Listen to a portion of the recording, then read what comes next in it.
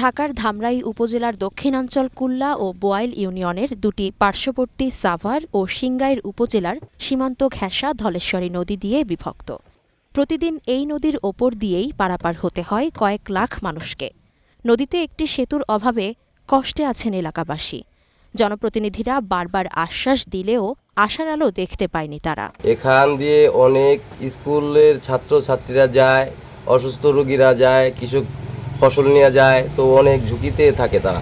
আমাদের একটা স্থায়ী ব্রিজ প্রয়োজন, বিশেষ প্রয়োজন। অনেক লোক যাতায়াত করে এখান দিয়ে। আমরা চাই যে সরকারের কাছে অনুরোধ, আমাদের এই ব্রিজটা দরকার আর কি, সবার স্বার্থেই। এলাকাবাসীর অর্থায়নে বাঁশের সাঁকোয় দুপারের মানুষের ভরসা থাকলেও অর্থের অভাবে বেগ পেতে হচ্ছে সংস্কারে। পথচারীদের পারাপার ফ্রি থাকলেও মোটরসাইকেল ও অটোরিকশার জন্য 10 টাকা করে নির্ধারণ করা হয়, কিন্তু সেই টাকা দেন না বেশিরভাগ মানুষ।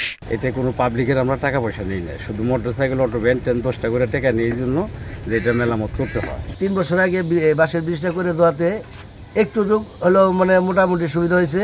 এলাকাবাসীর দাবির প্রেক্ষিতে সেতুর জন্য প্রস্তাব পাঠানো হয়েছে বলে জানান ধামরাই উপজেলা প্রকৌশলী মিনারুল ইসলাম। এই ব্রিজটি আমরা অনূর্ধ্ব 100 মিটার ব্রিজ প্রকল্পে প্রস্তাব করেছি, যেটি এই প্রকল্পটি একনেক অনুমোদনের অপেক্ষায় রয়েছে। একনেক অনুমোদন হওয়ার পর আমাদের অনূর্ধ্ব 100 মিটার প্রকল্প থেকে এই ব্রিজের কাজটি বাস্তবায়ন হবে। শুধু আশ্বাসের বাণী নয়, দ্রুত কার্যকর পদক্ষেপ দেখতে চায় ধামরাইবাসী।